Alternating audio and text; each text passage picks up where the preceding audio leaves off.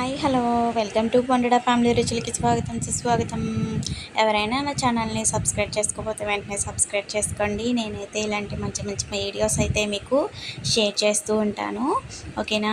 ఈరోజు మన రెసిపీ వచ్చేసి నిమ్మకాయ పప్పు ఎలా ప్రిపేర్ చేసుకోవాలో చూద్దాము. ముందుగా మనం కందిపప్పుని చెరిగేసుకొని మనం ఏ గిన్నెలోకి అయితే చేసుకుంటామో ఆ గిన్నెలోకి వేసేసుకొని కొద్దిగా నీళ్ళు వేసేసుకొని బాగా కడిగేసుకోవాలన్నమాట.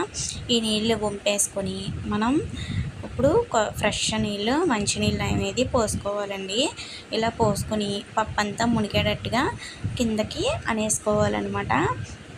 ఇప్పుడు ఇలా కొంచెంసేపు ఒక అరగంట నానబెట్టేసామంటే ఇప్పుడు మూత తీసి చూపిస్తున్నాను. ఇందులోకి కొద్దిగా పసుపు అలాగే పచ్చిమిర్చిని కూడా యాడ్ చేసుకుంటున్నాను. ఇలా యాడ్ చేసేసుకొని మూత పెట్టేసుకొని ఒక విజిల్స్ అయితే 2 విజిల్స్ రాణించుకోవాలి. 2 విజిల్స్ రాణించుకున్న తర్వాత మనకి పప్పు అయితే ఈ విధంగా అయితే ఉడికిందండి.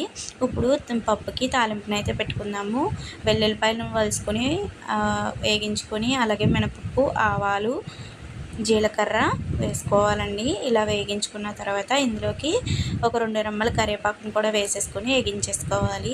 ఈ తాలింపు మనం పప్పు పక్క పెట్టుకున్నాం కదా, అందులోకి వేసేసుకోవాలి. ఇలా వేసేసుకొని ఒకసారి బాగా కలిపేసి పక్కన పెట్టేసుకోవాలి. ఇప్పుడు 3 నిమ్మకాయలు తీసుకొని ఆ రసాన్ని అయితే తీసుకోవాలండి.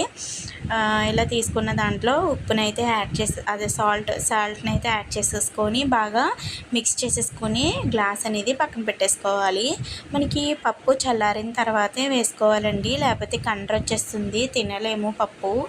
మనకి పప్పు చల్లారిన తర్వాతే వేసుకోవాలన్నమాట. చాలా బాగుంటుంది. మీలో ఎంతమంది తిన్నారు నిమ్మకాయ పప్పు? మాకైతే చాలా ఇష్టం, మాకు చాలా ఫేవరెట్ అండి. ఈ మధ్య నా ఫేవరెట్ రెసిపీస్ అన్నీ పోస్ట్ చేస్తున్నాను. Please like share. ఓకేనా. Bye bye.